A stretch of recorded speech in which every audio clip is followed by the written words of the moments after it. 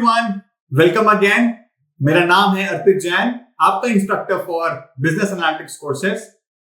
सो हम अगेन आ गए हैं नए वीडियो के साथ, जहां पर हम बात करेंगे लॉजिकल फंक्शंस के बारे में।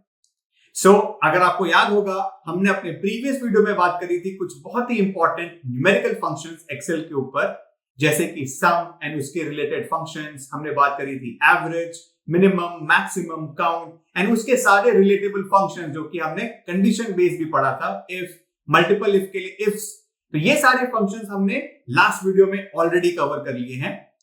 अब इस वीडियो में हम जा रहे हैं बात करने स्पेसिफिकली लॉजिकल फंक्शंस के बारे में।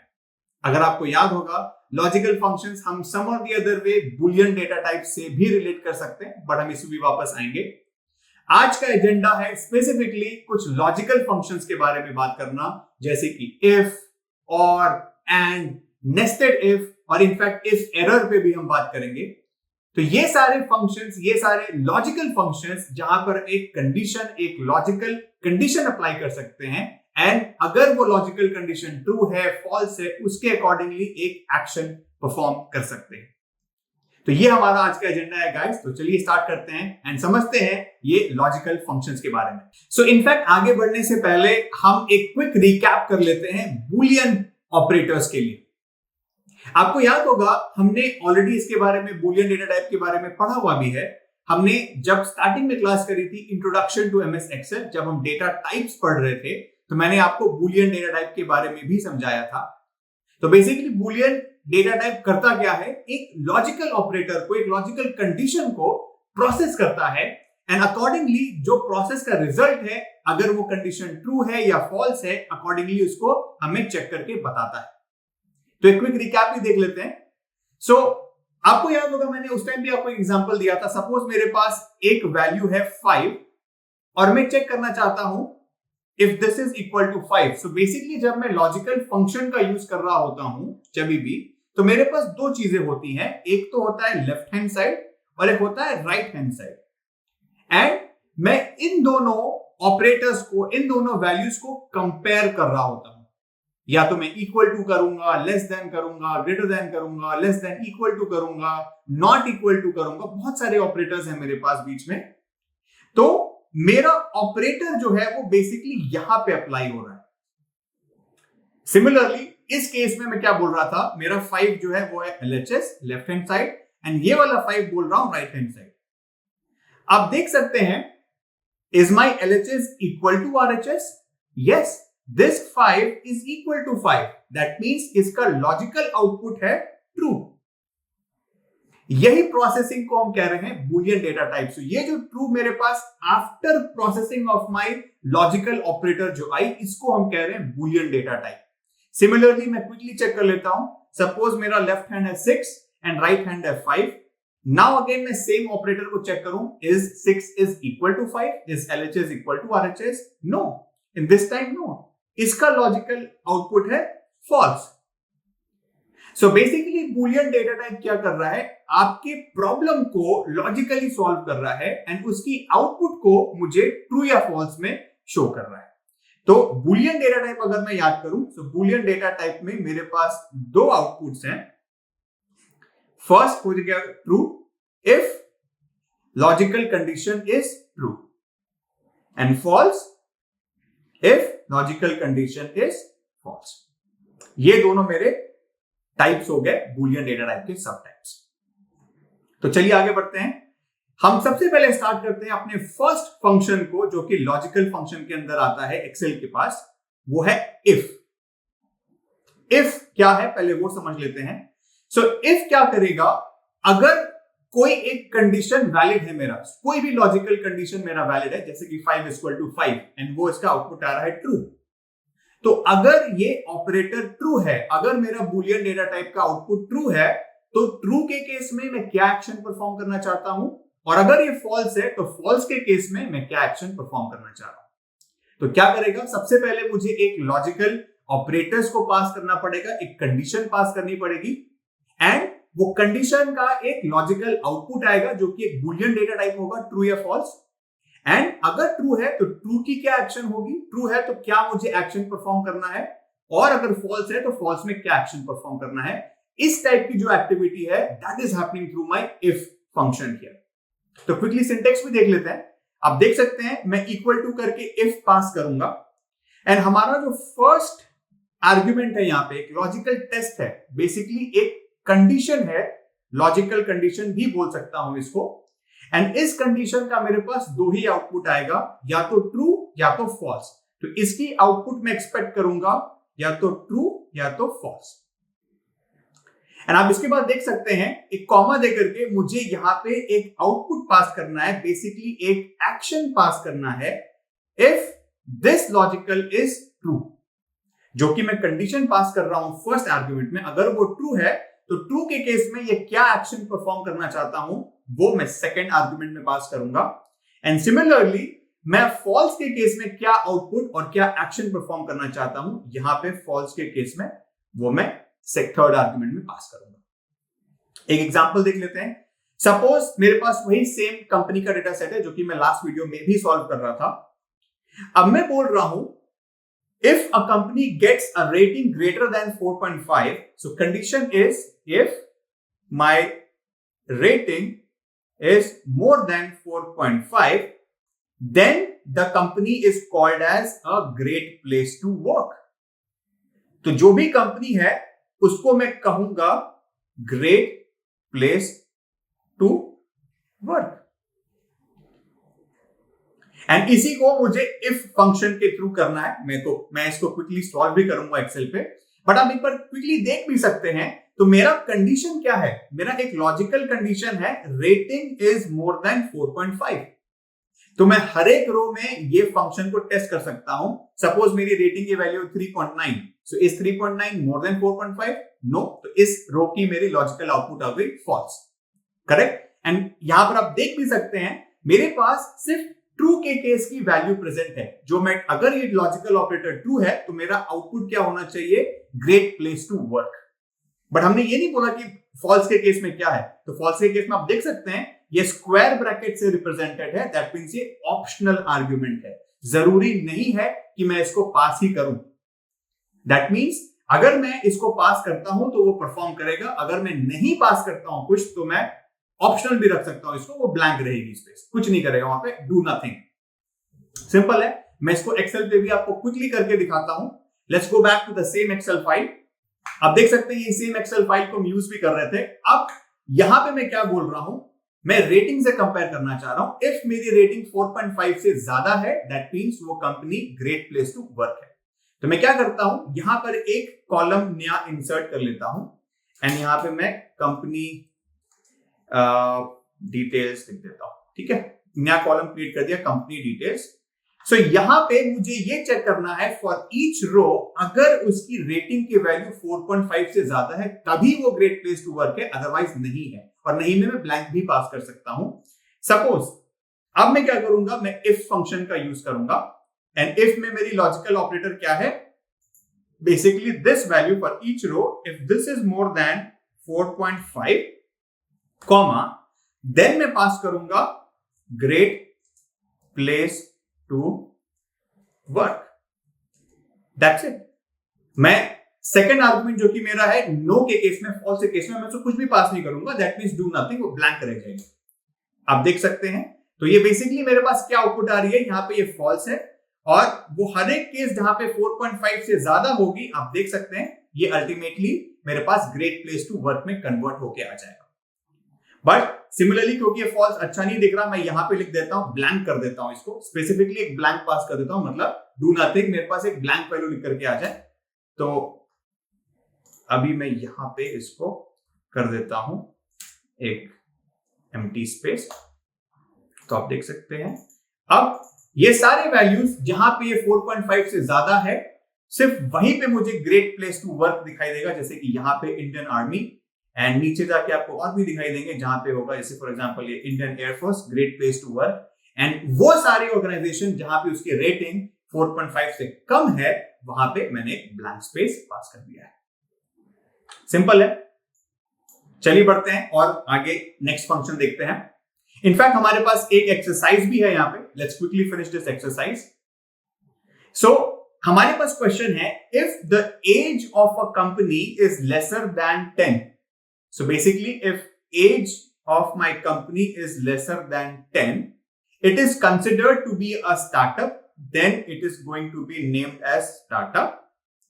And otherwise, it is considered to be an established company. Otherwise, it is an established company. ये मेरी कंडीशन हो गई इफ की. हम सिंपल इफ में ये पास कर सकते हैं. ऑल्सो हमारे पास नेक्स्ट पार्ट क्या है? And classify each company into a startup and an established company. Definitely we can do that. And also now we have to calculate the average age of all the startups using average if. So सबसे पहले मुझे classify करना है startup और establish में. एक बार ये startup और एस्टैब्लिश में कंफर्म हो जाएगा, देन मुझे एवरेज एज निकालनी है सारे स्टार्टअप कंपनीज की. सिंपल है, हम ये स्टेप बाय स्टेप भी कर सकते हैं. तो सबसे पहले हम फर्स्ट ऑपरेशन को परफॉर्म करते हैं, जो कि है मेरा सिंपल सेग्रीगेट करना स्टार्टअप्स एंड एस्टैब्लिश कंपनी में. तो क्विकली सॉल्व करते हैं. तो आप देख सकते हैं मेरे पास यहाँ पे एज कॉलम है. एज कॉलम नथिंग बट उस कंपनी की स्पेसिफिक एज. जैसे हमारे पास क्वेश्चन है कि if companies age is more than 10 तब वो एस्टैब्लिश है, लेस देन 10 तो हम उसको बोलेंगे स्टार्टअप है. तो मेरे पास हर एक कंपनी की एज मेंशन्ड है यहाँ पे. तो मैं काम करता हूं, यहीं पे एक न्यू कॉलम क्रिएट कर लेता हूं. मैं इसको बोलूंगा कंपनी डिटेल्स करके. सो अब मैं क्या बोल रहा हूं, मेरे पास कंडीशन है कि if age is less than 10, then I have to call this as a startup, and if age is more than 10, I have to call this as established organization. So मैं simple यहाँ पे एक if condition डालूंगा. If this age is more than 10 और मैं यहाँ पे इसको less than 10 करूं, then it is called as startup, or else it is going to be called as established. Simple. आप देख सकते हैं द मोमेंट हमने ये कर दिया, बिकॉज इसकी एज मोर देन 10 है, तो ये एस्टैब्लिश्ड ऑर्गेनाइजेशन हो गई. तो हमने इसको सारे के सारे पे कॉपी कर दिया. तो आप देख सकते हैं यहाँ पे स्टार्टअप एंड एस्टैब्लिश मेरे पास मेंशन हो गया कंपनी डिटेल्स के ऊपर. अगर एज मेरा लेस देन 10 है तो ये स्टार्टअप है, और मोर देन 10 है तो ये एस्टैब्लिश्ड. अब आपको याद होगा मेरे पास एक और क्वेश्चन है कि मुझे एवरेज एज निकालने हैं हर एक स्टार्टअप ऑर्गेनाइजेशन के लिए. मैं यहीं पर एक और इंसर्ट भी कर देता हूं कॉलम, तो हमारे पास कैलकुलेशन इजी हो जाएगी. तो मैं सिंपल अब यहां पे एवरेज इफ का यूज कर सकता हूं. एंड एवरेज इफ क्या करना है, मुझे ये डिफाइन करना है H9960, and if this is equal to H2 which is established, और I have to mention this as startup. If this is equal to startup, then I have to take the average of G2 till G9960. आप देख सकते हैं, तो ये मेरी हो गई average age for all the startups जिनका की एज लेस देन 10. तो मैंने क्या करा, ये इसी कंपनी डिटेल जो मैंने अभी क्विकली क्रिएट किया न्यू कॉलम एस्टैब्लिश्ड या फिर स्टार्टअप, मैंने उस पर फाइंड आउट किया कि अगर इसकी वैल्यू स्टार्टअप है, अगर ये कंपनी स्टार्टअप है, तो उन सारे स्टार्टअप्स के लिए मुझे एवरेज एज निकालनी है. तो मैंने एवरेज इफ फंक्शन का यूज करके इसको निकाल दिया. तो चलिए आगे बढ़ते हैं, हमारे नेक्स्ट फंक्शन को देखते हैं. तो हमने अब तक देखा इफ ऑपरेटर को, इफ फंक्शन को हमने पास किया एक सिंपल लॉजिकल कंडीशन के साथ, एंड हमने उसमें ट्रू और फॉल्स की एक्शन भी स्पेसिफाई कर दी. बट इफ के साथ मैं एक दूसरा फंक्शन भी पास कर सकता हूं उसी सेम कंडीशन में. सिंटेक्स सेम ही रहेगा, कंडीशन पास करेंगे, कंडीशन के बाद ट्रू की एक्शन, देन फॉल्स की एक्शन. बट इसमें चेंज क्या है, कंडीशन में एक दूसरा फंक्शन भी पास कर सकता हूं. जैसे फॉर एग्जांपल आप अपने स्क्रीन पे देख सकते हैं, we have a question, we want to identify the long and short names in the list of the companies, जहां पे long names are the names with 10 और more characters, and short names वो है apart from all this. अगर मेरे company के नाम में 10 या 10 से ज्यादा कैरेक्टर्स हैं, देन मैं बोल रहा हूं कि वो एक लॉन्ग नेम है, otherwise it's a short name. तो आपको याद होगा, मैं किसी भी कंपनी का किसी भी टेक्स्ट का लेंथ कैसे निकाल सकता हूं, नंबर ऑफ कैरेक्टर्स कैसे निकाल सकता हूं. मेरे पास एक फंक्शन अवेलेबल है len, लेन फंक्शन. तो मैं क्या बोल रहा हूं, मैं उसी इफ में कंडीशन जो पास कर रहा हूं, आप देख सकते हैं मैं len फंक्शन का यूज करके वो सेल की रेफरेंस दे रहा हूं. And if this is greater than और इक्वल टू देन, तब मैं बोलूंगा कि यह है long name which is my true part, और एल्स में बोलूंगा short name which is my false part. So मेरा इवैल्यूएशन का कंडीशन क्या हुआ? इफ माई LEN और the length of my word is more than और इक्वल टू देन, तब मैं बोल रहा हूं कि यह लॉन्ग नेम है, otherwise it's a short name. चलिए इसको क्विकली एक्सेल पे भी देख लेते हैं. सो ये हमारे पास एक्सेल की फाइल है, सेम एक्सेल फाइल है. ये रही हमारी नेम ऑफ द ऑर्गेनाइजेशन, आप देख सकते हैं यहाँ पे TCS एक्सेंचर. मैं यहाँ पे एक न्यू कॉलम क्रिएट कर देता हूं, नेम फुल फॉर एग्जाम्पल. ठीक है, तो अब मुझे क्या कंडीशन पास करनी है? इज इक्वल टू इफ मुझे पास करनी है length function. If length of my TCS और B2 if this is greater than और इक्वल टू 10, देन मैं बोलूंगा कि ये है लॉन्ग नेम, एल्स में बोलूंगा इट्स अ शॉर्ट नेम. आप देख सकते हैं. सो अगर मेरे कंपनी का लेंथ जो है, नेम का length, if it is more than और equal to 10, then it's a long name, else it's a short name. मैं सेम फॉर्मूला को सारे के सारे सेल पे कॉपी कर दूंगा. तो आप देख सकते हैं टेक महिंद्रा का number of characters more than और इक्वल टू 10 है, तो ये लॉन्ग नेम में क्लासिफाई हो गया. Otherwise everything else is a short name. Simple है. तो उसी इफ कंडीशन में मैंने एक दूसरा फंक्शन पास कर दिया लॉजिकल ऑपरेटर के लिए. तो चलिए वापस चलते हैं स्लाइड पे. अब आप देख सकते हैं कि मैं एक्चुअली एक और कंडीशन भी पास कर सकता हूं. फॉर एग्जाम्पल, सपोज मैंने बोला कि if my length is less than और इक्वल टू 10, तो मैं कोई और एक्शन परफॉर्म कर सकता हूं किसी और सेल के ऊपर भी. जैसे फॉर एग्जाम्पल इस क्वेश्चन को समझते हैं. If my age of a company is lesser than 10, मेरा इवैल्यूएशन का कंडीशन क्या है? अगर मेरी एज लेस देन 10 है, मैंने इसको स्टार्टअप बोला, otherwise it's an established organisation. And research has shown that the startups are usually rated lower than established companies. तो स्टार्टअप का रेटिंग जनरली एस्टैब्लिश्ड से कम होता है.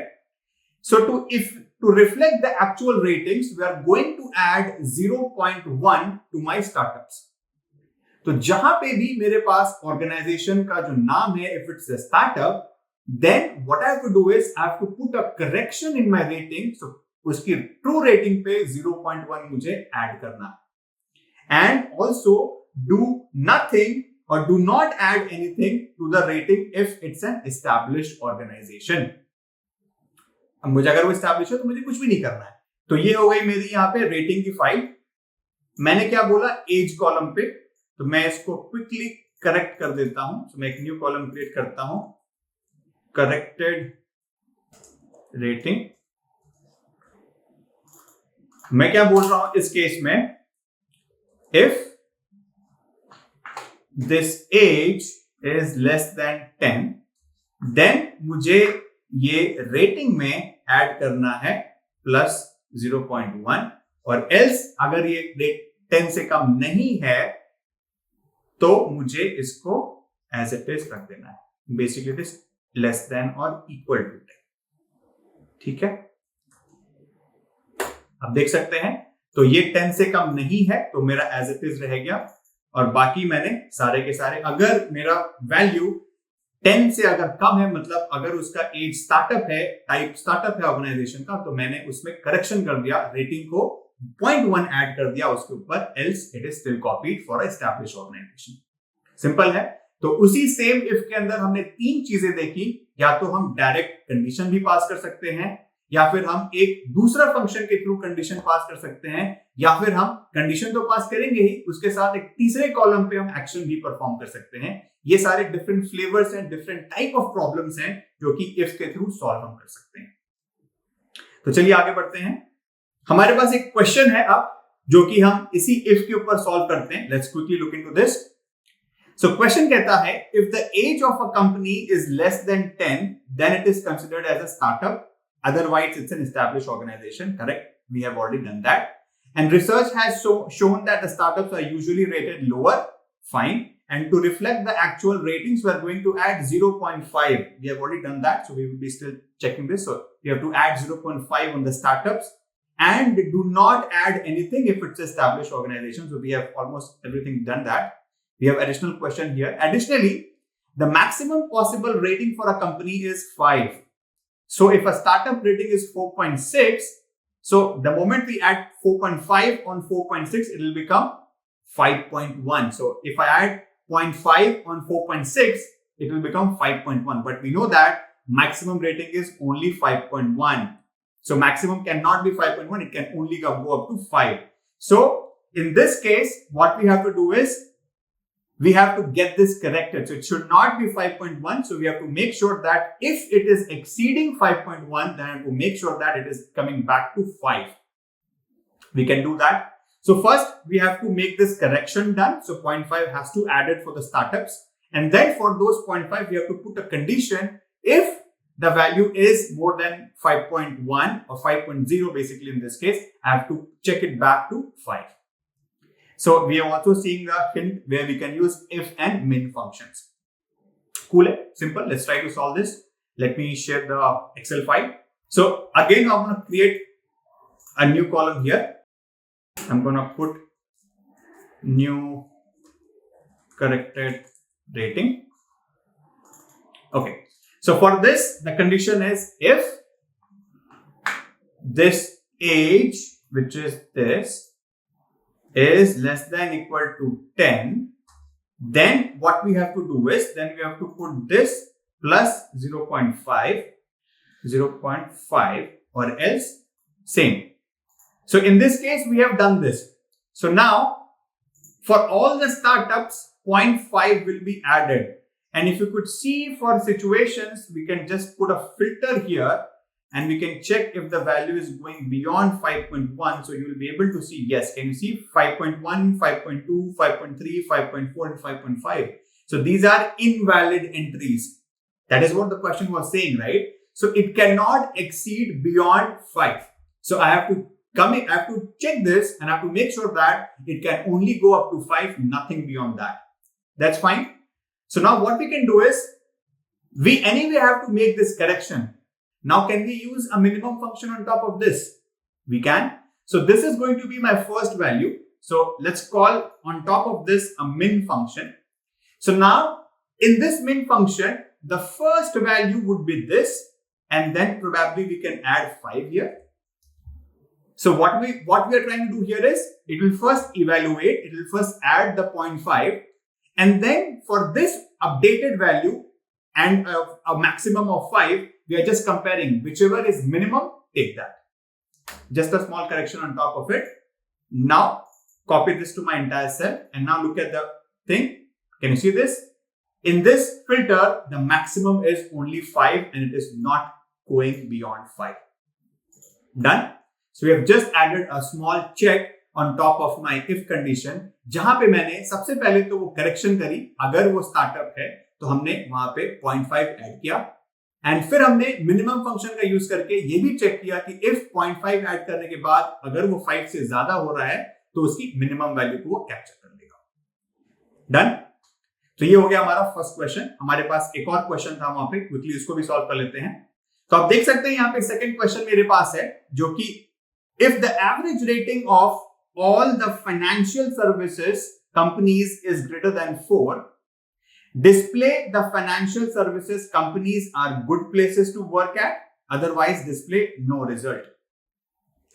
तो basically मुझे क्या find out करना है, if the average rating of all the financial services companies, so सबसे पहले मुझे financial services companies को figure out करना है, and हमने उसमें वो देखना है कि if अगर average rating for these financial companies is less than 4, sorry is greater than 4 in this case, then मैं बोलूंगा कि it's a great company to work, otherwise मैं बोलूंगा इट्स नॉट अ रिजल्ट.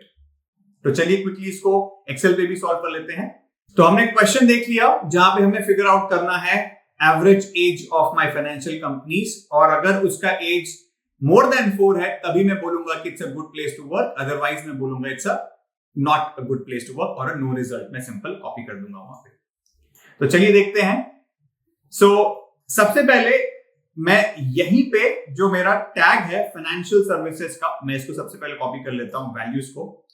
तो सबसे पहले मुझे एवरेज निकालनी है रेटिंग की, तो मैंने क्या कर दिया यहाँ पे, मैंने एवरेज इफ को यूज कर लिया। एंड एवरेज इफ में मैं रेंज पास कर रहा हूं N2 से लेकर के N9960।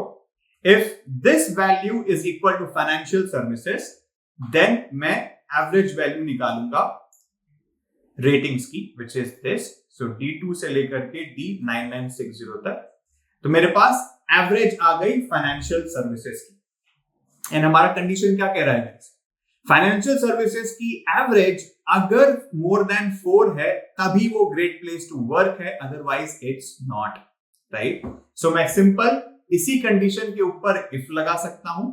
If this value is more than 4, then I would say it's a good place to work, otherwise मैं बोलूंगा no result। So मैंने एक और फंक्शन पास कर दिया जो कि था एवरेज इफ, एंड उस पे मैंने नो रिजल्ट, और सारे के सारे अगर उसकी वैल्यू मोर देन 4 होगी तभी मैं बोलूंगा कि it's a good place to work, otherwise it's not a good place to work, जिसपे मैंने नो रिजल्ट कॉपी कर दिया। कूल गाइस, सो इससे हमारा क्वेश्चन भी सॉल्व हो गया। तो चलिए आगे बढ़ते हैं और देखते हैं हमारे और इंटरेस्टिंग लॉजिकल फंक्शंस, जैसे कि एंड और।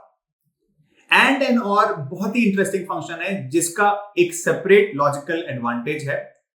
सपोज मेरे पास अब एक नहीं 2-3 कंडीशंस हैं मुझे इवैल्यूएट करने के लिए।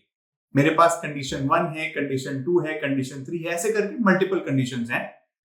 एंड मैं सिर्फ एक में नहीं देखना चाहता हूं लॉजिकली अगर वो करेक्ट है कि नहीं, मैं ये देखना चाहता हूं कि मेरी कंडीशन 1 भी करेक्ट है, कंडीशन 2 भी करेक्ट है, कंडीशन 3 भी करेक्ट है। मैं तब वो एक्शन परफॉर्म करूंगा जब ये 3 के तीनों ट्रू है मेरे। तो बेसिकली एंड ऑपरेटर क्या करता है, इवैल्यूएट करता है जितनी भी कंडीशंस मैं पास कर रहा हूं वो सब के सब सही हैं कि नहीं। मैंडेटरली सारे कंडीशंस सही होने चाहिए। एक सिंपल एग्जांपल दिखाता हूं आपको, आप सिंटेक्स में भी इनफैक्ट देख सकते हैं। सिंटेक्स में अगर आप देखेंगे तो मैंने क्या बोला है, मेरे पास मल्टीपल कंडीशंस हैं, 2 और मोर कंडीशंस को it will return true if all of them are simple correct. तो सिंटेक्स में मेरे पास सिंपल एंड फंक्शन है A and D, जिसके अंदर मैं मल्टीपल कंडीशंस कॉमा सेपरेटेड डाल सकता हूं। अब एग्जांपल देखते हैं। सपोज मेरे पास है captain of Indian cricket team, आज के डेट में Rohit Sharma, and suppose highest peak Mount Everest, and then मैं पास कर रहा हूं पीएम ऑफ इंडिया, एंड मैं डाल रहा हूं यहां पे पीएम मोदी। सो अगर ये 3 कंडीशन देखूं, कंडीशन 1, कंडीशन 2 एंड कंडीशन 3, मेरे पास 3 कंडीशंस हैं। फर्स्ट कंडीशन क्या है, captain of Indian cricket team is Rohit Sharma, highest peak is Mount Everest, and PM of India is Shri Narendra Modi ji. So मेरे पास ये 3 ऑप्शंस आ रहे हैं और ये तीनों कंडीशन है, कंडीशन 1, 2, 3। अगर मैं इन तीनों के ऊपर एक एंड कंडीशन पास करूं, एंड का मतलब क्या ये कंडीशन 1 ट्रू है, यस दिस इज ट्रू। क्या कंडीशन 2 ट्रू है, yes even this is true. क्या कंडीशन 3 ट्रू है, yes even this is true. So basically ये चेक करता है कंडीशन 1, कंडीशन 2, कंडीशन 3 जितने भी हैं क्या ये सब के सब ट्रू हैं। अगर ये सब के सब ट्रू हैं तो फाइनल इसका आउटपुट आएगा मेरे पास ट्रू। एक और सेम कंडीशन एग्जांपल देखते हैं। सपोज अब मेरे पास यहां पे कैप्टन में रोहित शर्मा की जगह मेरे पास आ जाए ऋषभ पंत।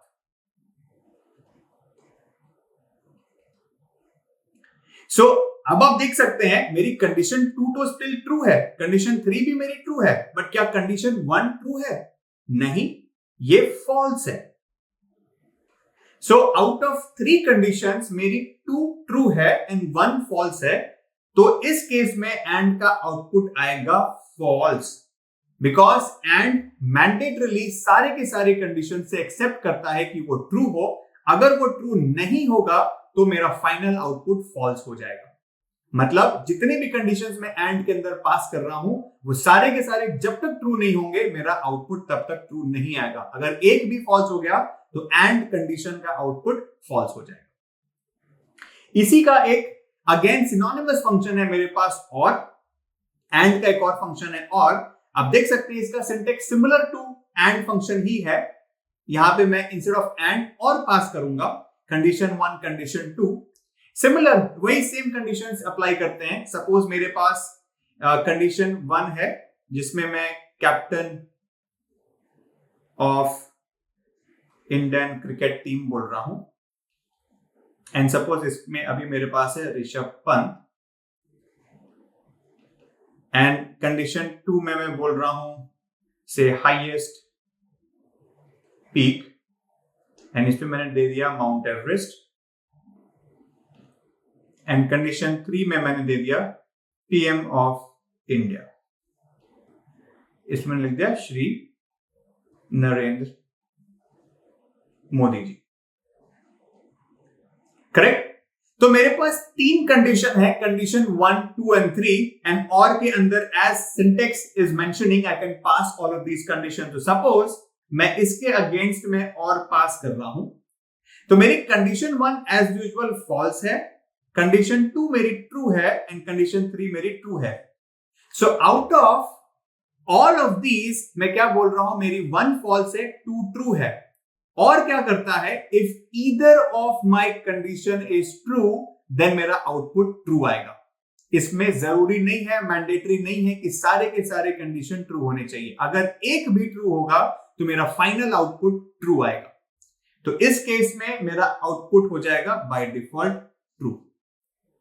बट यही इमेजिन करते हैं, सपोज मेरा हाईएस्ट पीक के अगेंस्ट में कोई और दूसरा XYZ मेंशन्ड है, and again P of India में कोई रॉन्ग नेम मेंशन्ड है यहाँ पे, तो तीनों के तीनों फॉल्स हो गए, false false false. Then yes, इस केस में और की वैल्यू मेरी फॉल्स हो जाएगी। मैंने क्या बोला, एटलीस्ट 1 ट्रू होना चाहिए। अगर एक भी ट्रू होगा तो मेरा और का आउटपुट ट्रू हो जाएगा। बट अगर सब के सब फॉल्स होंगे तो आउटपुट और का भी फॉल्स ही आएगा। बट एक और कंडीशन है, अगर सपोज सब के सब ट्रू हो जाते हैं, मैं कैप्टन को भी ऋषभ पंत की जगह रोहित शर्मा कर दूं, 3 के तीनों ट्रू हो गए, तो फिर इस केस में भी और का ट्रू ही आएगा, बिकॉज एटलीस्ट 1 या एनीथिंग। अगर एक भी है, एक से ज्यादा है तो कोई दिक्कत नहीं है, अगर एटलीस्ट 1 भी है तो इसका आउटपुट ट्रू ही आएगा। तो चलिए क्विकली एक एक्सरसाइज सॉल्व कर लेते हैं एंड और के ऊपर। हमारा फर्स्ट क्वेश्चन है एंड फंक्शन पे, जिसमें मैं चेक करना चाहता हूं फॉलोइंग कंडीशन, जहां पे for all the companies in the data set the number of reviews is more then 10,000 and rating is more than 4. So I have to check for all the companies in the data set where the number of reviews is more than 10,000 and also rating is more than 4. ठीक है, इसको quickly हम check कर लेते हैं। And और function में भी है सेम, मुझे क्या चेक करना है, for all the companies if rating is more than 3.5 and age is less than 10, so either of them should be true. So quickly हम दोनों को सॉल्व कर लेते हैं एंड और पे। तो let's proceed to our Excel file. तो ये है मेरी एक्सेल फाइल जिसपे हमने सॉल्व किया था। तो सबसे पहले हम बात करेंगे फर्स्ट कंडीशन की एंड। सो सपोज मैं यहाँ पे एंड पे सॉल्व कर देता हूं। मेरा क्वेश्चन था number of reviews more than 10,000 and मेरी रेटिंग मोर देन होनी चाहिए 4। तो मैं यहाँ पे एक इंसर्ट कर देता हूं एंड चेक के नाम से एक कॉलम। तो मैं बोल रहा हूं कि एंड मैं चेक करना चाह रहा हूं first condition where the number of reviews is more than 10,000. Also second condition में क्या करना चाह रहा हूं, मेरी reviews is more than। तो आप देख सकते हैं यहां पे true and false लिख के आ गया। मैं दोनों condition which is number of reviews more than 10,000 and also my rating is more than 4, तो मैं दोनों कंडीशन को चेक करना चाह रहा हूं। तो आप देख सकते हैं it is coming true for the second which is Accenture, जिसकी रिव्यूज मोर देन 10,000 है और इसकी रेटिंग भी मोर देन 4 है। तो दोनों ट्रू है, तभी ये मेरा ट्रू फाइनल रिजल्ट आएगा। हम एक और कॉलम इंसर्ट कर देते हैं और चेक के लिए भी। अब और के केस में हमें क्या फाइंड आउट करना है, इज इक्वल टू और if my rating this is more than 3.5 and और इसकी रेटिंग 3.5 से ज्यादा है और हमने क्या देखना है, इसका age which is this is less than 10। तो इस केस में मैं क्या बोल रहा हूं कि मेरी रेटिंग जो कंपनी की है या तो 3.5 से ज्यादा हो या फिर उसका एज लेस देन 10 हो। Either of them is valid for me. अगर दोनों में से कोई भी ट्रू होगा तो मेरा फाइनल रिजल्ट ट्रू आना चाहिए। तो आप देख सकते हैं मेरा एज तो यहां पे लेस देन 10 नहीं है बट इसकी रेटिंग मोर देन 3.9 है, तो ये ट्रू आ गया। तो लाइकवाइज ट्रू और फॉल्स मुझे हर एक के केस में मिलते चले जाएंगे। अगर उसकी रेटिंग मोर देन 3.5 है या फिर उसका एज लेस देन 10 है तो मुझे उस केस में ट्रू मिल जाएगा। तो हमने सिंपल एंड और को क्विकली चेक भी कर लिया। चलिए आगे बढ़ते हैं, नेक्स्ट फंक्शन देखते हैं। तो अब आगे बढ़ते हुए हम देखेंगे एंड और फंक्शन का यूज इफ के साथ। अब सपोज मुझे यही इफ का ऑपरेशन परफॉर्म करना है जहां पे मैं बोल रहा हूं कि if my rating is more than 3.5 और if my age is less than 10, तो मैं इसको स्टार्टअप सिग्निफाई कर रहा हूं। अब सपोज मैं यही स्टार्टअप का डेफिनेशन थोड़ा चेंज कर दूं जहां पे मैं ये बोलूं कि एज इज लेस देन और equal to 10, also the reviews should be less than 4, तभी ये स्टार्टअप्स में क्वालिफाई होगा, एल्स स्टार्टअप में क्वालिफाई नहीं होगा। तो मेरी एक कंडीशन नहीं रह गई, मेरी दो कंडीशन हो गई। तो मैं इफ में एंड का यूज कर सकता हूं to supply both the conditions and then finally मैं इसका एक्शन परफॉर्म कर सकता हूं ट्रू के केस में और फॉल्स के केस में। तो मेरा एंड और का यूज सिमिलरली इफ के साथ भी हो सकता है। एक सिंपल एग्जांपल देख लेते हैं। तो हमारे पास डेटा सेट में let's say companies that get a rating greater than और equal to 4 also with more than 5000 rating can be called as top company. तो अब मैंने क्या बोला कि इसी इफ कंडीशन में अब मेरे पास दो है, एक तो rating should be more than 4 and also इसकी 4-5,000 से ज्यादा रेटिंग होनी चाहिए। सो मैं क्या बोल रहा हूं, टोटल जो मेरी रेटिंग है, first this should be greater than और इक्वल टू 10, ये मेरी फर्स्ट कंडीशन हो गई। सेकेंड कंडीशन क्या है, मेरी जो रिव्यूज काउंट है this should be more then 5,000। तो ये मेरी दो कंडीशन है जो कि मुझे अप्लाई करना है। तो मुझे पता है कि मैं दोनों कंडीशन को वैलिड करने के लिए मैं स्टार्टिंग में इफ की जगह पे इसको सबसे पहले मैं एंड के ऊपर सॉल्व कर सकता हूं। तो मैं क्या करूंगा, सबसे पहले एक एंड फंक्शन को कॉल करूंगा इस दोनों को इवैल्यूएट करने के लिए एंड इसके ऊपर मैं इफ फंक्शन का यूज कर सकता हूं। सो ये पूरी की पूरी जो मेरी कैलकुलेशन है ये एंड ऑपरेशन के थ्रू परफॉर्म होगी मेरी कंडीशन की पार्ट, जहां पे मैंने मल्टीपल कंडीशन पास कर दिया where rating is more than और equal to 10 and also reviews is more than 5,000. So if this is the case, मैं इसको बोलूंगा यहां पे टॉप कंपनी, else मैं बोलूंगा not a top company. So मैंने एक कंडीशन ना पास करके यहां पे मल्टीपल कंडीशंस पास कर दी सेम एंड फंक्शन के थ्रू। तो चलिए आगे बढ़ते हैं, इसमें कुछ प्रॉब्लम्स भी सॉल्व कर लेते हैं क्विकली मल्टीपल कंडीशंस पे। तो हमारा फर्स्ट क्वेश्चन है, a new investor TG companies wants to buy all the companies that start with T और जी। ओके, सो एक नया इन्वेस्टर है, they want to buy all the companies जिसका नाम इधर टी से स्टार्ट हो रहा है और जी से स्टार्ट हो रहा है। So yes, we can use the और, the left and the if function to classify each company. So सबसे पहले we can extract the words T or G and then we can identify if this is falling into this criteria, and if yes, then we can mark them as buy or else don't buy. Simple है, we can do that. So let's go to our Excel file, let's quickly check it out. So हमारे पास ये है companies की name. So मैं यहाँ पे एक नया कॉलम इंसर्ट कर देता हूं, buy, not buy, ओके, सो सबसे पहले मुझे क्या करना है, इसका फर्स्ट एलिमेंट, फर्स्ट कैरेक्टर निकालना है। कंपनी का फर्स्ट नाम क्या है? तो हमें क्या कर सकते हैं, हम लेफ्ट करके इसको यूज कर सकते हैं एंड इसकी फर्स्ट कैरेक्टर निकालेंगे तो मुझे पता चल जाएगा कि कंपनी का फर्स्ट नाम क्या है, फर्स्ट कैरेक्टर क्या है। एंड इसी लेफ्ट के ऊपर मैं एक और फंक्शन यूज कर सकता हूं। तो मेरी कंडीशन ये हो गई, लॉजिकल पार्ट मेरा ये हो गया, and if this is equal to either my B, T और जी, अगर मेरा कंपनी का नाम या तो टी है या फिर जी है तो मैं दोनों के केस में उसको बाई परफॉर्म करूंगा। तो मेरे पास लेफ्ट करके फर्स्ट कैरेक्टर तो आ गई। अब मैं क्या बोल रहा हूं, if this is equal to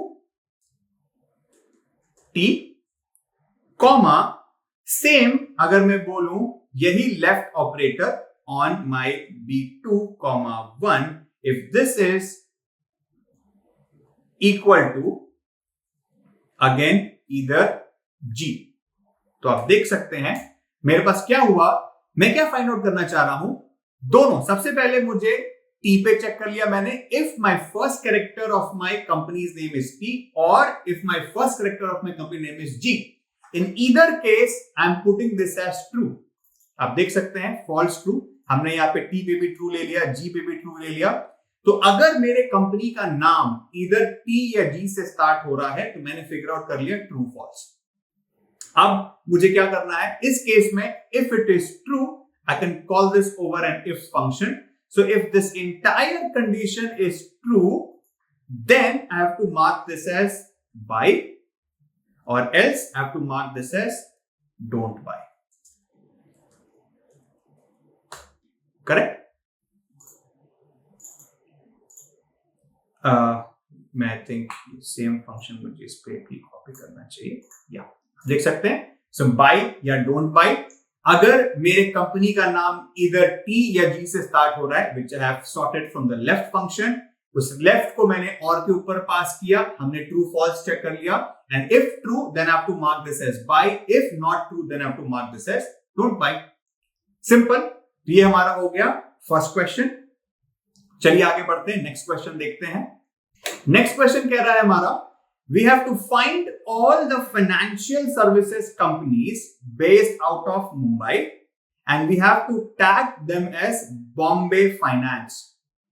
ठीक है, we can do that। so सबसे पहले हमको फाइनेंशियल सर्विसेज कंपनीज देखनी है एंड फाइनेंशियल सर्विसेज कंपनीज जो कि बॉम्बे से बेस्ड आउट है, मुंबई से बेस्ड आउट है, उसको मुझे बॉम्बे फाइनेंसेस में कन्वर्ट करना है। बस let's quickly do that. And क्योंकि हमने यहाँ पे दोनों कंडीशन वैलिड रखनी है, मेरा फाइनेंशियल भी सेम होना चाहिए, फाइनेंशियल सर्विसेज कंपनी का टैग होना चाहिए एंड कंपनी का नाम भी, उसका लोकेशन मुंबई से स्टार्ट होना चाहिए। ये दोनों मेरे लिए इंपॉर्टेंट है। सो एंड कंडीशन का यूज होगा और यूज नहीं होगा। तो क्विकली इसको हम एक्सेल पे सॉल्व करते हैं। सो अब आप देख सकते हैं सबसे पहले यहां पे हमारे पास हेडक्वार्टर है। आप देख सकते हैं हेडक्वार्टर में मेरे पास मुंबई है, डबलिन है, तो ये सारे के सारे मेरे पास फर्स्ट वैल्यूज आ रही हैं, Mumbai, Dublin, Pune and what not. Correct? So मुझे यहां पे सबसे पहले ये फाइंड आउट करना है कि मेरी जो वैल्यू है, जो मेरी हेडक्वार्टर है, पहले तो वो मुंबई बेस्ड हो और मुंबई बेस के साथ साथ उसकी जो टैग है वो भी फाइनेंशियल सर्विसेज ही होनी चाहिए। तो सबसे पहले अगर मुझे यहां पे कंपनी के नेम से अगर मुझे मुंबई को निकालना है तो मैं मुंबई से को कैसे निकालूंगा? मैं यहां पे सिंपल अगर मैं लेफ्ट फंक्शन का यूज कर लूं, मुझे पता है कि मेरे पास लेफ्ट फंक्शन से मुझे यूज करना है मुंबई, तो मैं लेफ्ट से 6 यूज कर सकता हूं। तो मेरे पास सारे के सारे 6 एलिमेंट आ जाएंगे और मैं क्या करूंगा, मैं सिंपल इसको मुंबई से वैलिडेट भी कर सकता हूं। तो मैं लेफ्ट L26 भी अगर यूज करूं तो मैं मुंबई से वैलिडेट कर सकता हूं इसको। तो चलिए एक बार क्विकली इसी टैग में मैं यहां पे क्रिएट करता हूं एक new column which is the company name. So अब मैं क्या बोल रहा हूं, सबसे पहले एंड ऑपरेटर का यूज करूंगा। सो एंड ऑपरेटर में क्या बोल रहा हूं कि मेरा ये tag this should be equal to financial services. Okay, so it should be equal to financial services. ठीक है? So first condition is my all the tags should be equal to financial services. Also, मैं क्या बोल रहा हूं, मेरा next condition which is basically this, and इस पे मैं पास करना चाह रहा हूं एक left function. So left of this comma 6 if this is equal to Mumbai. Correct? तो आप देख सकते हैं, तो मैंने एंड ऑपरेटर पास कर दिया फाइनेंशियल सर्विसेज और मुंबई. तो मैं सिर्फ उन्हीं के लिए ट्रू बोलूंगा जहां पे वो उसका टैग फाइनेंशियल सर्विसेज है और वो फॉलो कर रहा है मुंबई से भी. तो दोनों के दोनों ट्रू होने चाहिए, तभी वो ट्रू होगा, अदरवाइज वो फॉल्स रहेगा. तो अब मैं क्या बोल रहा हूं, if this condition is true then I can put it over an if condition. So, ये पूरा का पूरा जो मेरा लॉजिक है वो इफ के अंदर चला जाएगा. And if this is true I am gonna call this as Bombay finances and then else I am gonna call this as none, for example. देख सकते हैं, तो ये मेरा बॉम्बे फाइनेंसेस और नन में कन्वर्ट हो जाएगा. सिंपल है. हमने एंड ऑपरेटर का यूज किया दोनों फंक्शन को सॉल्व करने के लिए. फर्स्ट जो मेरा लॉजिकल ऑपरेटर था टैग फाइनेंशियल सर्विसेज के लिए. सेकंड, हमने मुंबई को फिगर आउट कर लिया अपने हेडक्वार्टर से. अगर वो फाइनेंशियल सर्विसेज है एंड मुंबई से भी बिलोंग करता है तो हमने इसको कन्वर्ट कर दिया बॉम्बे फाइनेंसेस. सिंपल है. तो चलिए क्विकली नेक्स्ट क्वेश्चन भी कर लेते हैं, जहां पे हमने ये फिगर आउट करना है कि हमारी अगर हेडक्वार्टर बैंगलोर, बेंगलुरु या फिर चेन्नई हो, साथ ही साथ उसका एज लेस देन 10 होना चाहिए एंड कंपनी का टैग इंटरनेट बेस्ड हो, तो हमें उसको इंडियन सिलिकॉन वैली स्टार्टअप्स में मार्क करना है. तो क्विकली चेक कर लेते हैं इसको. तो हमने यहाँ पे एक्सेल फाइल में एक न्यू कॉलम क्रिएट करना है. यहाँ पे सिंपल एक कंपनी चेक नाम से एक कॉलम बना लेते हैं. तो हमारे पास मल्टीपल कंडीशन है. सबसे पहले और को इंप्लीमेंट करते हैं. सो और में बिकॉज हमें एक्सट्रैक्ट करना पड़ेगा, ये वैल्यू डायरेक्टली अवेलेबल नहीं है हमारे पास, तो हम इसको लेफ्ट फंक्शन के थ्रू एक्सट्रैक्ट कर सकते हैं. बैंगलोर बेंगलुरु में 9 कैरेक्टर्स ईच हैं, लाइकवाइज चेन्नई में 7 है, तो हम लेफ्ट के थ्रू डाल सकते हैं. तो left of this if I put 9 and अगर ये वैल्यू इक्वल टू बैंगलोर है, या फिर अगेन लेफ्ट फंक्शन का यूज करके अगर मैं बोलूं यही F2 if this is 9 equal to Bengaluru, if I use this left function, if I use F2 and if I put 7 here, and in this 7 if I say if this is equal to Chennai, then इस case में मैं क्या बोलूंगा, जैसे हमने इसको किया ये एक्सट्रैक्ट करेगा मेरी हर एक वैल्यूज को और मुझे ट्रू एंड फॉल्स देगा जहां पे भी ये वैल्यू वैलिड है. आप देख सकते हैं जहां पे भी ये बैंगलोर है या बेंगलुरु है या फिर चेन्नई है, ये मेरे को वहां पे ट्रू दिखाएगा. बट ये सिंगल कंडीशन नहीं है, मुझे इसी के ऊपर और भी कंडीशंस अप्लाई करने हैं. तो सेकंड कंडीशन क्या है? सेकंड कंडीशन है मेरा age which is this, if this is less than 10. एक और कंडीशन है मेरे पास, if my tag if this is equal to internet. ये 3 कंडीशंस हैं एंड इन सबको मैं करूंगा एंड फंक्शंस के अंदर. सो मैं यहां पे क्विकली एक एंड फंक्शन लगा देता हूं on the top and function. अब मैं अगर देखूं तो ये सारे के सारे कंडीशंस वैलिड हैं, जहां पे मैं हेडक्वार्टर को भी एक्सट्रैक्ट कर रहा हूं एंड मैं ये भी बोल रहा हूं कि एज लेस देन 10 है और मैं ये भी बोल रहा हूं कि टैग मेरा इंटरनेट है. मैं क्विकली इन सब पे अप्लाई कर देता हूं. और अगर अब हम यहां पे ट्रू चेक करेंगे, जहां जहां पे ये कंडीशन वैलिड है मुझे सेम को इंडियन सिलिकॉन वैली स्टार्टअप से रिप्लेस करना है. तो कैसे करेंगे? काम करते हैं, इसका फिल्टर हटा लेते हैं क्विकली. तो वापस इसी फंक्शन पे जाते हैं. अब जहां पे भी ये वैलिड है तो मैं सिंपल इफ फंक्शन का यूज कर सकता हूं. इफ जहां पे ये ट्रू होगी मुझे वहां पे वैल्यू डालनी है Indian silicon valley startups. Correct. And जहां पे ये फॉल्स है वहां पे मैं बोलूंगा नन. एंटर. एंड ये सारी की सारी चीजें मैं कॉपी कर दूंगा और आप देख सकते हैं अब मेरे पास ट्रू एंड फॉल्स ना होकर के इंडियन सिलिकॉन वैली स्टार्टअप्स आ रहे हैं. और आप देख सकते हैं ये वहां पे हेडक्वार्टर्स बैंगलोर, बेंगलुरु एंड चेन्नई के लिए वैलिड है, जिसका की एज लेस देन 10 है और टैग्स भी इंटरनेट. तो ये हो गई हमारी प्रॉब्लम साइज. फंक्शन देखते हैं जो कि है नेस्टिंग इफ. तो अब तक जो हमने बात किया वो इफ कंडीशन पे था, जहां पर हमने ये बोला कि एक कंडीशन के ऊपर हमने उसको वैलिडेट करके उसकी ट्रू एक्शन या फिर उसके फॉल्स एक्शन को हमने मेंशन कर दिया। बट इमेजिन करते हैं मेरे पास सिंगल आउटपुट नहीं है, मुझे मल्टीपल कंडीशंस को चेक करना है।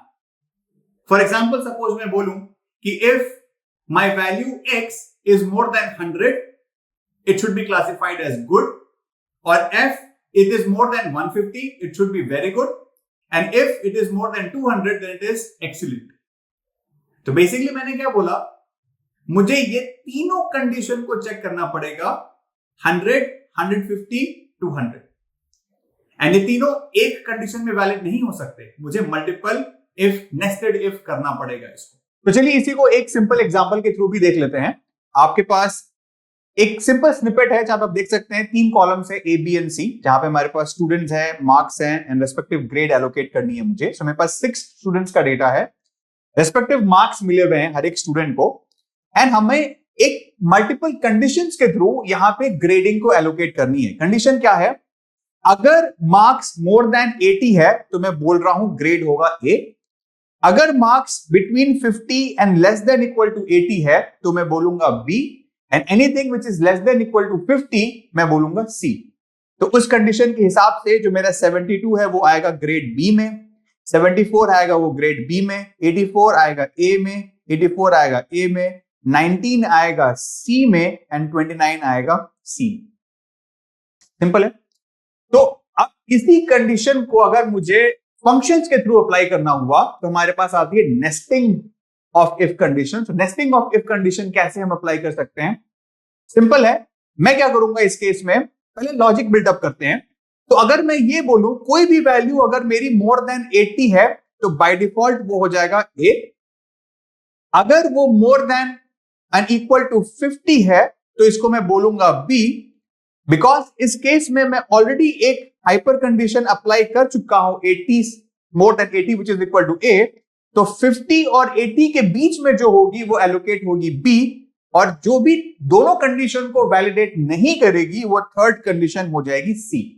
ये मेरा नेस्टिंग का लॉजिक हुआ। अब इसी को मैं अगर मैं कोड में इंप्लीमेंट करना चाहूं तो कैसे लिखूंगा, क्विकली मैं इसको इरेज कर देता हूं। इसको मैं लिखूंगा सिंपल, बोलूंगा if my marks is more than 80 then मैं बोलूंगा इसको A, एंड इफ ये वैलिड नहीं है तो जो मेरी सेकंड नेस्टिंग वाली कंडीशन है वो यहां पर आएगी फॉल्स के कंडीशन में, तो मैं बोलूंगा एक और इफ कंडीशन, एंड यहां पे बोलूंगा मैं if marks is greater than और इक्वल टू 50 देन मैं बोलूंगा ये हो जाएगा वैल्यू B, एंड इफ ये दोनों वैलिडेट नहीं करेंगे तो इस केस में हो जाएगा C।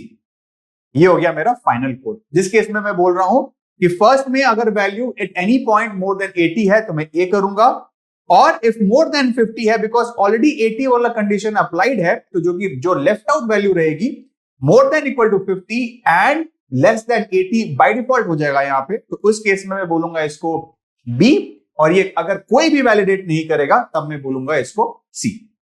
तो इस कंडीशन में क्या रिजल्ट्स आ जाएंगे, 72 को मिलेगा B, 74 को B, 84 को A, 84 को A, 19 को C, 29 को C। ये हो गई हमारी नेस्टिंग इफ कंडीशन। तो चलिए इसका एक एग्जांपल भी देख लेते हैं। हमारे पास एक एक्सरसाइज है जहां पर आप देख सकते हैं, हमें ये फिगर आउट करना, क्वेश्चन है government has started a reward for some categories, जहां पे मुझे ये देखना है कि if company category is IT services, consulting और financial services and the rating is more than 4, then उसकी रिवॉर्ड है 10 lakh, and if company IT services और फाइनेंशियल सर्विसेज में है एंड रेटिंग उसकी लेस देन इक्वल टू 4 है, देन मैं बोलूंगा 5 lakhs। Else, if it is telecom, ISP and rating is more than 4, then reward है 8 lakhs, and for all the other categories reward है 0। And ये सारे के सारे मुझे परफॉर्म करने हैं सिंगल इफ के अंदर, कर सकते हैं। Let's quickly solve it up. मैं स्क्रीन शेयर करता हूं एक्सेल फाइल के साथ। तो ये मेरी सेम एक्सेल फाइल है, हमने यहाँ पे क्वेश्चन को कॉपी भी कर लिया है। तो अब मैं क्या बोल रहा हूं आपको, यहां पे हम इंसर्ट कर लेते हैं एक नया कॉलम।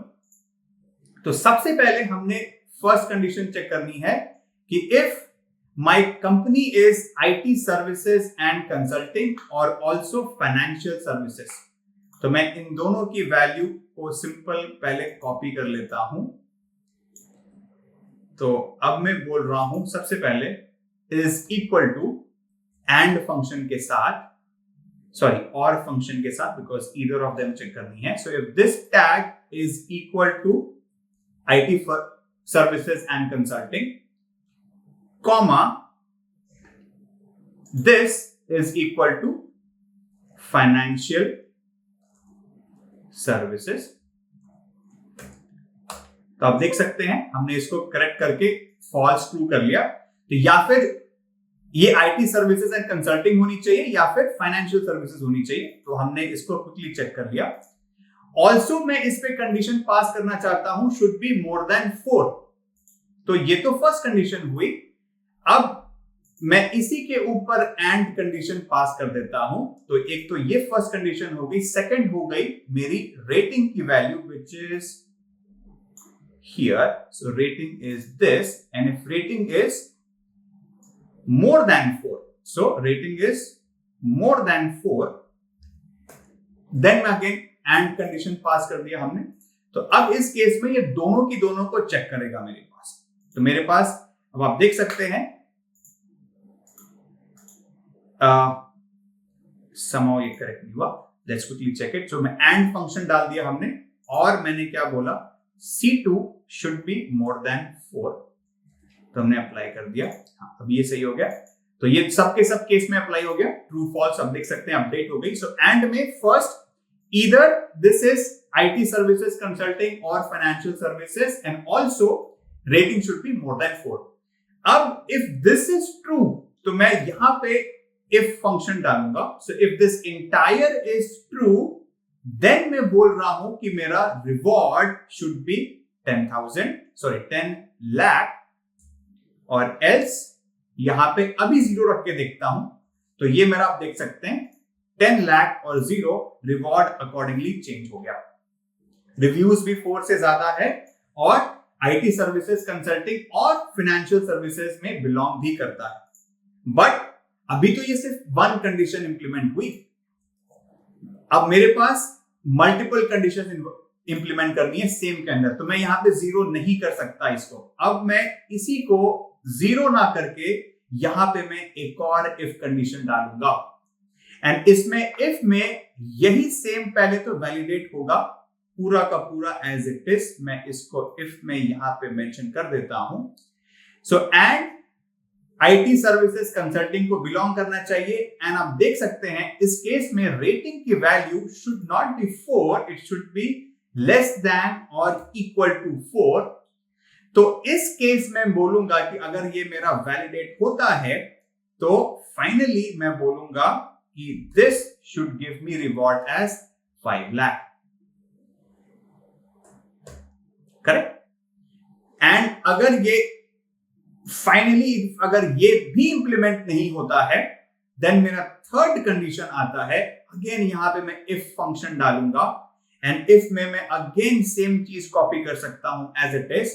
बट यहां पे मैं क्या बोल रहा हूं कि मेरे पास कंपनी का नाम टेलीकॉम या आईएसपी होना चाहिए। तो मैं टेलीकॉम या आईएसपी अब इसमें से निकाल के मैं लिख सकता हूं टेलीकॉम हैश आईएसपी भी मेंशन कर सकता हूं। तो इस केस में ये टेलीकॉम एंड आईएसपी होना चाहिए, तो ये मैंने मेंशन कर दिया यहाँ पे। सो टेलीकॉम एंड आईएसपी इस केस में और नहीं होगा, तो यहाँ पे मैं और फंक्शन हटा देता हूँ। सो सबसे पहले this should be equal to only telecom and ISP. तो ये मेरा एक कंडीशन वैलिडेट हो गया। एंड मैं बोल रहा हूं कि मेरी rating should be more than 4, तो C2 should be more than 4। Then इस केस में बोलूंगा कि मेरी क्या है, रिवॉर्ड 8 लाख है। और else finally for everything else it is 0। तो आप देख सकते हैं फाइनली हमने ये पूरा का पूरा फंक्शन अप्लाई कर दिया।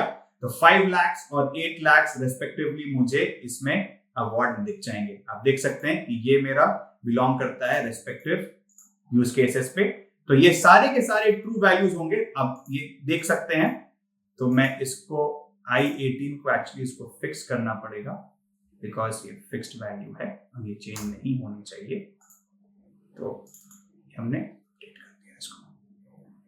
आप देख सकते हैं कि 8000 की वैल्यू मेरे पास फिक्स्ड है, तो it should be equal to telecom and ISP. अगर ये टेलीकॉम एंड आईएसपी से बिलोंग करता है, विच इज दिस, तो मैं इसको बोलूंगा सिंपल कि ये हमारे पास 8 लाख का रिवॉर्ड देगा। अदरवाइज ये 3 के 3 कंडीशन अगर मैं बोल रहा हूं, first condition IT services, consulting और financial services and rating is more than 4, तो ये मेरा 10,000 दे रहा है। फर्स्ट कंडीशन इंप्लीमेंट हो गई।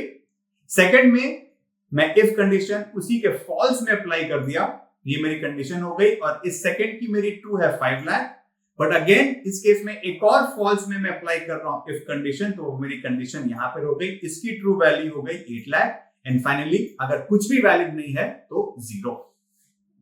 ठीक है, तो ऐसे करके मैं मल्टीपल नेस्टेड इफ में भी क्वेश्चन को सॉल्व कर सकता हूं। थोड़ा ट्रिकी हो जाता है कोड, बट इसमें पेशेंस रख के थोड़ा ध्यान से अगर हम कोड करेंगे तो कुछ नहीं है, सिंपल है। सिंपल उसी लॉजिकल फ्लो में इसको अप्लाई करते चले जाना है। ठीक है, तो ये हो गया हमारा नेस्टेड इफ के ऊपर क्वेश्चन। चलिए आगे बढ़ते हैं। तो चलिए अब आगे बढ़ते हैं और देखते हैं एरर हैंडलिंग कैसे होती है एक्सेल के अंदर। हमने बहुत सारे डिफरेंट तरीके के एरर्स देखे हैं एक्सेल के ऊपर, डिफरेंट टाइप्स के होते हैं। तो quickly in different type of errors को एक बार देख लेते हैं, किस किस तरीके की एरर हमें एक्सेल के ऊपर आ सकती है और वो क्यों आती है। तो आप स्क्रीन के ऊपर देख सकते हैं, ये डिफरेंट टाइप ऑफ एरर्स है जो हमें दिखाई देती है। सबसे पहले आप देख सकते हैं हैशटैग नेम एरर। ये कहां से आया? ये बेसिकली एरर आती है अगर आपके पास कोई फंक्शन है, आपने कोई भी फंक्शन मेंशन किया है और बाय मिस्टेक आपने उसकी स्पेलिंग सही नहीं लिखी। फॉर एग्जांपल सपोज आपको सम करना है एंड आपने इक्वल टू सम की जगह SU करके C2, C3 डाल दिया, तो SU जो फंक्शन है ये आइडेंटिफाई नहीं करेगा, ये अवेलेबल नहीं है। तो इस टाइप की एरर आपको हैशटैग नेम एरर देगी। सेकेंड टाइप ऑफ एरर है हैश डिवाइड 0। सपोज आप किसी नंबर को अगर 0 से डिवाइड कर रहे हैं या कोई आपको ऑपरेशन उसको 0 से डिवाइड कर रहा है, तो उस केस में ये रिजल्ट आती है। सपोज मैं बोल रहा हूं equal to C2 divide by 0, तो मेरी जो वैल्यू है मैं उसको 0 से डिवाइड करने की कोशिश कर रहा हूं, तो ये इंफिनिटी हो जाएगा बेसिकली। तो इस केस में ये डिवाइड बाय 0 की एरर आएगी मुझे। थर्ड, मेरे पास अगर नल वैल्यू है, नल बेसिकली मैं ये बोलना चाह रहा हूं कि मेरी जो वैल्यूज है, सपोज से C2, C3, C4, मैं इन सबको ऐड करना चाह रहा हूं और मैं इसके अगेंस्ट में फंक्शन पास कर रहा हूं सम, बट मैंने समहाउ ये C2, C3 के बीच में कॉमा देना भूल गया, तो ये कॉमा यहां पे अवेलेबल नहीं है, तो ये C2, C3, C4 जो है ये वैलिड नहीं रह गया, ये इसको सेल को आइडेंटिफाई नहीं कर पाएगा। तो situations like this generates hash null error. Similarly मेरे पास वैल्यू फंक्शन आ जाती है एरर। अब सपोज मेरे पास सेल A में 100 है, सेल B में सपोज मेरा नेम है अर्पित, एंड सेल C में मेरा एज है 30, और मैं बोल रहा हूं कि मैं 100 प्लस अर्पित प्लस 30 करना चाहता हूं। ये तो डिफरेंट डेटा टाइप्स में हो गए। तो इस टाइप की एरर जहां पे मैं वैल्यूज को परफॉर्म करना चाहता हूं बट उसकी डेटा टाइप का मिसमैच है, तो मेरी वैल्यू एरर है ये। इस केस में मुझे आएगा वैल्यू एरर। यहां पे एक और टाइप है नम एरर।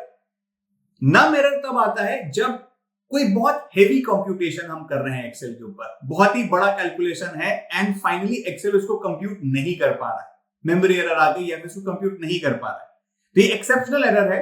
इस केस में आता है जब मेरे पास हेवी कंप्यूटेशन होता है, तो उस केस में मुझे हैश नम एरर आती है। लास्ट है हैश NA। ये रेफरेंस फंक्शंस में जनरली यूज होता है कि अगर हम कोई रेफरेंस फंक्शन यूज कर रहे हैं और वो अवेलेबल नहीं है तो मुझे हैश NA आता है। ये हम कवर करेंगे हमारे नेक्स्ट वीडियो के अंदर, जहां पे हम रेफरेंस फंक्शंस को यूज करेंगे। बट ब्रॉडली ये 6 टाइप के एरर्स हैं जो कि एक्सेल में हमें दिखाई देते हैं। सिंपल है, या तो हमने फंक्शन का नाम गलत दे दिया, गलत डेटा टाइप से यूज कर रहे हैं, डिवाइड बाय 0 कर रहे हैं, या फिर उसकी सेल की रेफरेंसिंग गलत है। ये डिफरेंट टाइप के एरर्स हैं जो कि हम एक्सेल में देख सकते हैं। इसी को हैंडल करने के लिए हमारे पास इफ एरर फंक्शन है। इफ एरर क्या करता है, इफ आपको कोई भी टाइप की एरर आती है तो उस एरर को वो बाईपास करके आपको वहां पे एक वैल्यू पास कर देता है। For example, if error syntax आप देख सकते हैं, कोई भी फॉर्मूला जो मुझे मेंशन करना है, सपोज यही यूज करना चाह रहा हूं, CU C2 C5। सो SU में आप देख सकते हैं ये मेरी फर्स्ट टाइप की एरर है जो कि नेम फंक्शन के अंदर लाई करती है, जो मैंने आपको बताया था। तो ये मुझे, अगर मैं सिंपल इसको रन करता तो मुझे हैश नेम एरर आती, बट क्योंकि मैंने इसको इफ एरर पे पास किया हुआ है तो इसको बाईपास करके इसका आउटपुट आएगा 0। तो ये रिप्लेस कर देगा इस हैश नेम को 0 से, तो मुझे आउटपुट में 0 दिखाई देगा। It is a method to handle the error. Similarly मैं इसको C2 by 0 कर रहा हूं, इस केस में मुझे डिवाइड बाय 0 की एरर आती, तो मैं इस एरर को बाईपास करके बोल रहा हूं कि मुझे आउटपुट में चाहिए इनकरेक्ट एंट्री। सिंपल है। ये सारी चीजों को मैं एक्चुअली परफॉर्म कर सकता हूं हमारे एक्सेल के ऊपर भी। मैं क्विकली आपको शो कर देता हूं ये कुछ एरर्स दिखा करके भी, और इसको मैं कैसे आइडेंटिफाई कर सकता हूं इफ एरर के थ्रू। तो चलिए क्विकली एक्सेल पे देखते हैं इसको। यही एक्सेल फाइल है हमारे पास। तो अब क्या करते हैं, सपोज यहां पे एक मैं इंसर्ट कर देता हूं और मैं बोलता हूं कि मुझे करना है SUM की जगह मैं SU पास करना चाहता हूं और बोल रहा हूं C3, C4। तो आप देख सकते हैं हमें क्या एरर आई, हैश नेम की एरर आई, बिकॉज ये SU जो फंक्शन है ये इसने आइडेंटिफाई नहीं किया। इसी को हम एरर हैंडल भी कर सकते हैं। हमने इफ एरर फंक्शन का यूज किया, अगर ये इफ एरर है तो मुझे एरर ना दे करके ये 0 दे दे, तो ये एरर ना दे करके मुझे अब ये 0 पास करेगा। एक और एरर चेक कर लेते हैं। सपोज मैं बोल रहा हूं कि this value this should B divide by 0, हमें हैश डिवाइड 0 की एरर आई। अब इसी को मैं इफ एरर पे भी चेक कर सकता हूं। मैं सिंपल इफ एरर पे अगर जाऊंगा, इफ एरर, अगर ये एरर है तो इसको (0) कर दे। सिंपल। इसी टाइप की मल्टीपल एरर्स हम देख सकते हैं एक्सेल के ऊपर, हर एक का एक पर्टिकुलर मीनिंग है, और इफ एरर फंक्शन हमें उसी एरर को हैंडल करने का एक ऑप्शन देता है। अगर एरर आ रहा है तो वो उसको एक पर्टिकुलर वैल्यू से रिप्लेस कर देगा। ये हो गई हमारी इफ एरर की मतलब। तो हमने यही देखा, हमने ये समझ लिया कि हम इफ एरर फंक्शन के थ्रू कैसे एरर को हैंडल कर सकते हैं। मल्टीपल एरर टाइप्स, जो भी एरर है मेरे पास, मैं उसको इफ एरर फंक्शन के थ्रू हैंडल कर सकता हूं। तो क्विकली एक बार समराइज कर लेते हैं हमने इस वीडियो में क्या समझा। हमने स्टार्ट किया लॉजिकल ऑपरेटर्स के साथ, हमने एंड फंक्शंस पढ़ा, हमने और फंक्शन पढ़ा, हमने इफ फंक्शन पढ़ा, इफ का भी हमने नेस्टेड इफ पढ़ा अगर हमें मल्टीपल कंडीशंस को पास करना है।